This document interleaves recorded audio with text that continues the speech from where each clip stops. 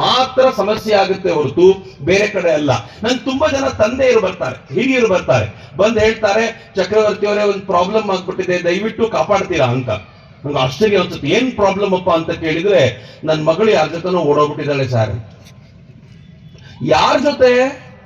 ಅವನು ಬೇರೆ ಜಾತಿಯ ಹುಡುಗ ಅಲ್ಲ, ಬೇರೆ ಮತದ ಹುಡುಗನ ಜೊತೆ, ಬೇರೆ ರಿಲಿಜನ್ ಹುಡುಗನ ಜೊತೆ ಓಡೋಗ್ಬಿಟ್ಟಿದ್ದಾಳೆ, ಹೆಂಗಾದ್ರೂ ಮಾಡಿ ಕರ್ಕೊಂಡ್ ಬರ್ತೀರಾ ಅಂತ.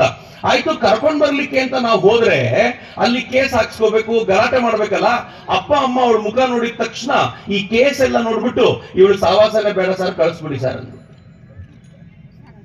ಬೇರೆ ಜಾತಿಯ ಹುಡುಗನ ಮದುವೆ ಆದ್ರೆ ಅವಳನ್ನ ಮರ್ಡರ್ ಮಾಡ್ಬಿಡ್ತೀನಿ, ಸಾಯಿಸ್ಬಿಡ್ತೀನಿ ಅನ್ನೋ ತಂದೆ ತಾಯಿರು, ಬೇರೆ ರಿಲಿಜನ್ ನ ಮದುವೆ ಆಗಿ ಓಡೋದ್ರೆ ನಮ್ಗೆ ಯಾಕೆ ಸರ್ ಸುಮ್ನೆ ಕಿರಿಕಿರಿ, ಆ ರಿಲಿಜನ್ ಜನ ಒಳ್ಳೆಯವರಲ್ಲ, ಏನ್ ಬೇಕಿದ್ರು ಮಾಡ್ಲಿಕ್ಕೆ ಹೇಸೋದಿಲ್ಲ ಅಂತ ಬಾಯಿ ಮುಚ್ಕೊಂಡು ಕೂತಿರುವಷ್ಟು ಹೀನ ದೀನ ಕೃಪಣ ದರಿದ್ರ ಸ್ಥಿತಿಗೆ ಬಂದ್ಬಿಟ್ವಲ್ಲ ನಾವು.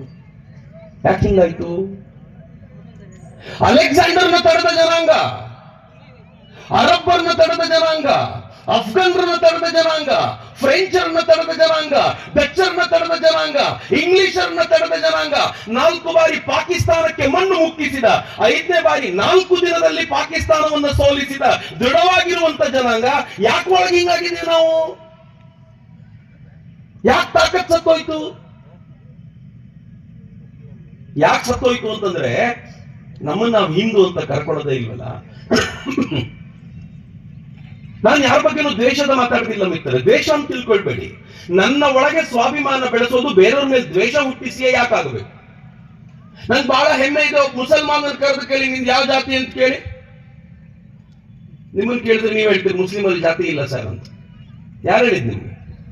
ಮುಸಲ್ಮಾನರಲ್ಲಿ ಶಿಯಾಗಳಿದ್ದಾರೆ, ಸುನ್ನಿಗಳಿದ್ದಾರೆ, ಸೂಫಿಗಳಿದ್ದಾರೆ. ಮುಸಲ್ಮಾನರಲ್ಲಿ ಕಾದಿಯಾನಿಗಳು ಅಥವಾ ಅಹಮದಿಯಾಗಳಿದ್ದಾರೆ. ಸುನ್ನಿಗಳಲ್ಲೇ ಬರೇಲ್ವಿಗಳಿದ್ದಾರೆ, ದೇವಬಂದಿಗಳಿದ್ದಾರೆ. ಅನೇಕ ಜಾತಿಗಳು ಜನಾಂಗಗಳು ಅವ್ರ ನಡುವೆ ಇದ್ವೆ. ಭಾರತದಲ್ಲಿ ಬರೋದಾದ್ರೆ ಇವರಲ್ಲಿ ಶೇಖಗಳು ಬೇರೆ ಇದ್ದಾರೆ, ಅವ್ರನ್ನ ಅರ್ಜಾಲ್ಗಳು ಅಂತ ಬೇರೆ ಇದ್ದಾರೆ, ಅಜಲಫ್ಗಳು ಬೇರೆ ಇದ್ದಾರೆ, ಪಸ್ಮಂಡಗಳು ಅಂತ ದಲಿತ ವರ್ಗಕ್ಕೆ ಸೇರಿದವ್ರನ್ನ ಬೇರೆಯದಾಗಿ ಉತ್ತರ ಭಾರತದಲ್ಲಿ ಗುರುತಿಸ್ತಾರೆ. ಆದ್ರೆ ಯಾವ್ದಾದ್ರು ಮುಸಲ್ಮಾನ್ ಮುಂದೆ ಹೋಗಿ ನಮ್ ಟಿವಿ ಅವರು ಒಂದು ಮೈಕ್ ಹಿಡಿದು ಕೇಳಿ, ನೀನ್ ಯಾವ ಜನ ಕಣ ಅಂತಂದ್ರೆ ನಾವು ಮುಸ್ಲಿಂ ಸರ್ ಅಂತ. ನಮ್ಮನ್ ಬಂದು ಎಲೆಕ್ಷನ್ ಟೈಮಲ್ಲಿ ಕೇಳಬೇಕು, ನಿಮ್ದು ಯಾವುದು ಸರ್? ನಾವು ವೀರಶೈವರು, ನಾವು ಮರಾಠರು, ನಾವು ಲಿಂಗಾಯತರು, ನಾವು ಒಕ್ಕಲಿಗರು, ನಾವು ಬ್ರಾಹ್ಮಣರು, ಏನ್ ಜಾತಿಗಳು? ಯಾವನಾದ್ರೂ ಒಬ್ಬ ಅದರ ನಡುವಿಂದ ತರುಣ ಎದ್ದು ಬಂದು, ನಾನು ಯಾವ ಜಾತಿಗೂ ಸೇರಿದವನಲ್ಲ, ನಾನು ಹಿಂದೂ, ಮನೆಯಲ್ಲಿ ಲಿಂಗಾಯತ ಇರ್ಬೋದು, ಮನೆಯಲ್ಲಿ ಒಕ್ಕಲಿಗ ಇರ್ಬೋದು, ಮನೆಯಲ್ಲಿ ಬ್ರಾಹ್ಮಣ ಇರ್ಬೋದು, ಹೊಸಲ ದಾಟಿದ ತಕ್ಷಣ ನಾನು ಹಿಂದೂ ಅಂತ ಹೇಳಬಲ್ಲಂತ ತರುಣರನ್ನ ಕಳೆದ 75 ವರ್ಷಗಳಲ್ಲಿ ಹುಟ್ಟಿಸ್ಲಿಕ್ಕಾಗ್ಲಿಲ್ಲ. ಯಾಕೆ? ಸೋತು ಹೋಗ್ಬಿಟ್ಟಿದೀವಿ, ಸೋತ ಜನಾಂಗವಾಗಿ ಕೂತಿದ್ದೀವಿ. ನಮ್ಮನ್ನ ಸೋಲಿಸಿರೋದು ಈ ಬಿಸಿಲಲ್ಲ. ಈ ಬಿಸಿಲಿಗೆ ಈ ಪೆಂಡಾಲ್ ಹಾಕಿ ಕೂತ್ಕೊಳ್ಬೇಕಾದ ಅಗತ್ಯ ನಮಗಿಲ್ಲ. ಈ ಬಿಸಿಲು ನಮ್ಮನ್ನ ಸೋಲಿಸಲಾರದು. ಆದ್ರೆ ಒಳಗೆ ಸ್ವಾಭಿಮಾನವನ್ನ ಕಳ್ಕೊಂಡಂತ ಜನಾಂಗವಾಗಿರ್ತೀವಲ್ಲ, ಅದು ಸೋಲಿಸ್ಬಿಡುತ್ತೆ ನಮ್ಮನ್ನ. ತಾಕತ್ತಿಲ್ಲದವರನ್ನಾಗಿ ಮಾಡುತ್ತೆ, ನಮ್ಮನ್ನು ಷಂಡರನ್ನಾಗಿ ಮಾಡುತ್ತೆ, ನಪುಂಸಕರನ್ನಾಗಿ ಮಾಡುತ್ತೆ. ಯುದ್ಧ ಶುರುವಾಯಿತು ಮಹಾಭಾರತದ್ದು. ಅರ್ಜುನ ಹೇಳ್ದ, ಎದುರಿಗೆ ನೋಡು, ನನ್ನ ಚಿಕ್ಕಪ್ಪ ಇದ್ದಾರೆ, ನನ್ನ ದೊಡ್ಡಪ್ಪ ಇದ್ದಾರೆ, ನನ್ನ ಮಾವ ಇದ್ದಾರೆ, ಆಟ ಆಡಿಸಿದವರು ಇದ್ದಾರೆ, ಊಟ ಮಾಡಿಸಿದವರು ಇದ್ದಾರೆ, ಪಾಠ ಹೇಳ್ಕೊಟ್ಟವ್ರು ಇದ್ದಾರೆ. ಇವ್ರ ವಿರುದ್ಧ ನಾನು ಈ ಬಾಣವನ್ನ ಚಲಾಯಿಸಿ ಯಾವ ಸಾಮ್ರಾಜ್ಯವನ್ನು ಪಡಿಬೇಕು? ಕೃಷ್ಣ, ಈಗೋ ನನ್ನ ಗಾಂಡೀವನ್ನ ಕೆಳಗೆ ಹಾಕ್ತೀನಿ, ನಾನು ಸನ್ಯಾಸ ತಗೋತೀನಿ ಎಂದ. ಕೃಷ್ಣ ಶವಾಶ್ ಅನ್ಬೇಕಿತ್ತು. ನಮ್ ತರ ಆಲೋಚನೆ ಮಾಡೋದಾಗಿದ್ರೆ ಕೃಷ್ಣ ಶವಾಶ್ ಅನ್ಬೇಕಿತ್ತು. ನಾವು ನಮ್ಮ ಮಕ್ಕಳಿಗೆ ಹೇಳ್ತೀವಲ್ಲ, ಮಗು ಆಟ ಆಡಕ್ ಹೋಗ್ಬೇಡ, ನೀನ್ ಗಟ್ಟಿ ಆಗ್ಬಿಟ್ರೆ ಬಹಳ ಕಷ್ಟ, ಮೆತ್ತಗಿರು. ಹೊಡಿಲಿಕ್ಕೆ ಬಂದ್ರೆ ಕಾಪಾಡು ಕಾಪಾಡು ಅಂತ ಚೀರ್ಕೊಂಡು ಹೋಗೇ ಹೊರತು, ಯಾರಾದ್ರೂ ಹೊಡಿತಾ ಇರೋರು ನೋಡಿದ್ರೆ 4 ಬಡಿದು ನಮ್ಮ ಸಮಾಜವನ್ನ ಮುಟ್ಟಿದ್ರೆ ತಟ್ಟು ಬಿಡ್ತೀನಿ ಅಂತ ಹೇಳುವಂತ ಗಂಡು ಸಂತಾನವಾಗುವಂತ ನಮ್ಮ ಮಕ್ಕಳಿಗೆ ಪಾಠ ಮಾಡ್ಲಿಲ್ಲ. ಕೃಷ್ಣನ ಆರಾಧಕರೇ ಅಲ್ಲ ನಾವು. ಕೃಷ್ಣ ಆಗಿದ್ರೆ ಅದನ್ನ ಹೇಳಿರ್ತಿದ್ದಪ್ಪ, ಕರೆಕ್ಟ್ ಅರ್ಜುನ, ಎಂಥ ಟೈಮಲ್ಲಿ ಎಂತ ಮಾತಾಡಿದ್ಯಾ ಕಣೋ, ನೀನ್ ಸನ್ಯಾಸಿ ಆಗೋದು ಸೂಟ್ ಆಗುತ್ತೆ, ವೆರಿ ಗುಡ್ ಅನ್ಲಿಲ್ಲ. ಏನ್ ಹೇಳ್ತಾನೆ ಗೊತ್ತಾ? ಕ್ಲೈಪ್ಯಮ್ಮಾಸ್ ಮಗಮಫ್ ಪಾರ್ಥ ನೈತತ್ವಯುಪಪದ್ಯತೆ. ಹೇ ಪಾರ್ಥ, ಈ ಷಂಡತನ ನಿನಗೆ ಸೂಟ್ ಆಗುವಂತದ್ದಲ್ಲ ಕಣಲೈ, ಗಾಂಡಿವ ತಗೋ, ಯುದ್ಧ ಮಾಡು ಅಂದ ಕೃಷ್ಣ. ಏನ್ ಮಾತು ಹೇಳಿದ ಕೃಷ್ಣ? ಇಡೀ ಗೀತೆ ಓದ್ತೀವಿ, ವಿವೇಕಾನಂದ ಹತ್ರ ಹುಡುಗ ಹೋಗ್ತಾನೆ, ಬಹಳ ಚೆನ್ನಾಗಿದೆ ಘಟನೆ. ಒಬ್ಬ ತರುಣ ಹೋಗ್ತಾನೆ, ಸ್ವಾಮೀಜಿ ನಾನು ಭಗವದ್ಗೀತೆ ಓದಬೇಕು ಅಂತಿದ್ದೀನಿ, ಏನ್ ಮಾಡ್ಲಿ? ಸ್ವಾಮೀಜಿ ಓದ್ಬೇಡ ಅಂದ್ರು. ಮತ್ತೇನ್ ಮಾಡ್ಬೇಕು? ಫುಟ್ಬಾಲ್ ಆಡು ಮೊದಲು ಅಂದ್ರು. ಇವ್ರು ಕೇಳ್ತಾನೆ, ಫುಟ್ಬಾಲ್ ಯಾಕೆ ಆಡ್ಬೇಕು? ಹಂಗ ಹೇಳಿದ ತಕ್ಷಣ ಸ್ವಾಮಿ ವಿವೇಕಾನಂದರು ಹೇಳಿದ್ರು, ಫುಟ್ಬಾಲ್ ಯಾಕೆ ಆಡಬೇಕು ಅಂತಂದ್ರೆ, ಗೀತೆ ಪೂರ್ತಿ ಓದಿದ ನಂತರ ಕೃಷ್ಣನ ಕೊನೆಯಲ್ಲಿ ಹೇಳೋದು ಕೃಷ್ಣ ಏನು ಅಂದ್ರೆ ಯುದ್ಧ ಮಾಡು ಅಂತ. ನಿನ್ಗೆ ಇಡೀ ಗೀತೆ ಅರ್ಥ ಆಗಿ ಯುದ್ಧ ಮಾಡಕ್ ಮೈಯಲ್ಲಿ ತಾಕತ್ತಿಲ್ಲದೆ ಅಂದ್ರೆ ತಗೊಂಡೇನ್ ಮಾಡ್ಬೇಕು? ನಿನ್ನ ಮೊದಲು ಫುಟ್ಬಾಲ್ ಆಡು, ಮೈ ಕೈ ಗಟ್ಟಿ ಮಾಡ್ಕೋ, ಆಮೇಲೆ ಗೀತೆ ಓದು ಅಂತ. ಗೀತೆ ಓದುವ ಅಧಿಕಾರ ನಮ್ಗೆ ಯಾರಿಗೂ ಇಲ್ಲ ರೀ. ಕೈಯಲ್ಲಿ ಲಾಠಿ ಹಿಡ್ಕೊಂಡೋ ಕೈಯಲ್ಲಿ ಬಂದೂಕ್ ಹಿಡ್ಕೊಂಡೋ ಹೋಗಿ ಅಂತ ನಾನು ಹೇಳಲ್ಲ. ಕೊನೆಯ ಪಕ್ಷ ಹೃದಯದೊಳಗಾದರೂ ಧೈರ್ಯ ಇಟ್ಟುಕೊಳ್ಳುವಂತ ಒಂದು ಸಮರ್ಥ ಜನಾಂಗ ರೂಪಿಸಬೇಕಾಗಿದೆಯಲ್ಲ, ಆ ಕಾರಣಕ್ಕೋಸ್ಕರ ಹಿಂದೂ ಸಮಾಜೋತ್ಸವ. ಯಾರು ಹಿಂದೂ? ನಮ್ಮ ಮಗು ಬಂದು ಕೇಳಿದ್ರೆ, ಇವತ್ತು ಮಾತಾಡ್ತಾ ಹೇಳಿದ್ರು ಹಿಂದೂ ಅಂದ್ರೆ ಎಲ್ರಿಗೂ ಗೊತ್ತಿದೆ ಅಂತ. ನಾನು ಸುಮ್ಮನೆ ಕೇಳೋದು, ಹಿಂದೂ ಅಂದ್ರೆ ಯಾರು ಅಂತ ಕೇಳಿದ್ರೆ ಏನ್ ಹೇಳ್ತೀವಿ ನಾವು? ನಮಗೂ ಗೊತ್ತಿಲ್ಲ, ಸಂಘದ ಪ್ರಚಾರಕರು ಬರ್ತಾರೆ, ಅವ್ರನ್ನ ಕೇಳಿ ಅಂತೀವಿ ನಾವು. ನಮ್ಮೂರಿಗೆ ಬಂದಾಗ ಕೇಳಿ. ಒಂದು ಸುಂದರವಾದ ಮಂತ್ರ ಇದೆ, ಮಂತ್ರ ನೆನ್ಪಿಟ್ಕೋಬೇಡಿ, ಮಂತ್ರದ ಆಶಯ ನೆನ್ಪಿಟ್ಕೊಳ್ಳಿ. ಓಂಕಾರ ಮೂಲ ಮಂತ್ರಾಢ್ಯ, ಓಂಕಾರವನ್ನೇ ಮೂಲ ಮಂತ್ರವನ್ನಾಗಿಟ್ಟುಕೊಂಡು ಗೋವನ್ನ ಶ್ರದ್ಧೆಯಿಂದ ಪೂಜಿಸುವವನು, ಭಾರತವನ್ನ ಗುರು ಅಂತ ಭಾವಿಸುವವನು ಮತ್ತು ಹಿಂಸೆಯನ್ನ ಯಾರು ನಿಂದಿಸುತ್ತಾನೋ ಅವನು ಮಾತ್ರ ಹಿಂದೂ ಅಂತ ಕರೆದುಕೊಳ್ಳಲ್ಪಡ್ತಾನೆ. ಹಿಂದೂ ಹಿಂಸನ ದೂಷಕ ಅಂತ. ಎಷ್ಟು ಚೆನ್ನಾಗಿದೆ ಓಂಕಾರ, ಅವನು ಮೂಲ ಮಂತ್ರ. ಯಾರಾದ್ರೂ ಬಂದು ನಮ್ಮ ನಡುವೆ ಬೆಂಕಿ ಹಚ್ಚಿ ಪ್ರಯತ್ನ ಪಟ್ಟರು ಅಂತ ಇಟ್ಕೊಳ್ಳಿ, ನನ್ ಜಾತಿ ಬೇರೆ ನಿಮ್ ಜಾತಿ ಬೇರೆ ಅಂತ, ಅವನು ಸುಮ್ಮನೆ ಕೇಳಿ, ನಿನ್ ಮಂತ್ರ ಯಾವುದು ಪೂಜೆ ಮಾಡೋದು ದೇವರಿಗೆ? ಅವನು ಓಂ ನಮಃ ಶಿವಾಯ ಅಂತ ಹೇಳ್ತಾನೆ ಅಂದ್ರೆ ನೀನ್ ಹಿಂದೂ ಬಾ ಅಂತ ಕರೀರಿ. ಓಂ ಮಂತ್ರ ಎಲ್ಲಿ ಓಂ ಬಳಕೆಯಾಗುತ್ತೋ ಅದು ಹಿಂದುತ್ವದ ಸಂಕೇತ.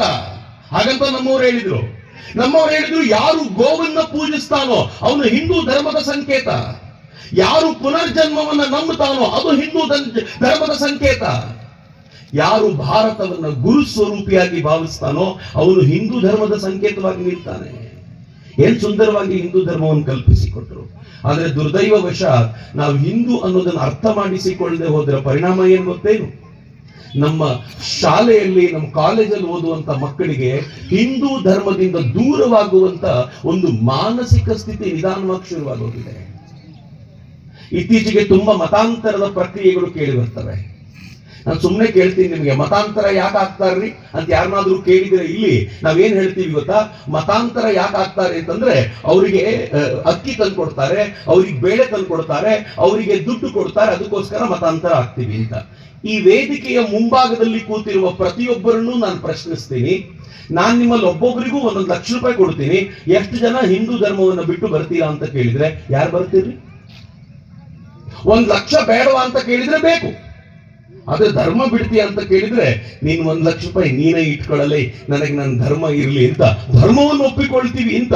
ನನಗೂ ಹಂಗೆ ಯಾರಾದ್ರೂ ಬಂದು 5 ಕೋಟಿ ರೂಪಾಯಿ ಕೊಡ್ತೀವಿ ಅಂತಂದ್ರೆ ನೀನು 5 ಕೋಟಿ ರೂಪಾಯಿ ನೀನೇ ಇಟ್ಕೊಳ್ಳಲಿ, ನಾನು ಹಿಂದುವಾಗಿ ಹುಟ್ಟಿದ್ದೀನಿ ಅನ್ನುವಂತ ಹೆಮ್ಮೆ ನನಗಿದೆ.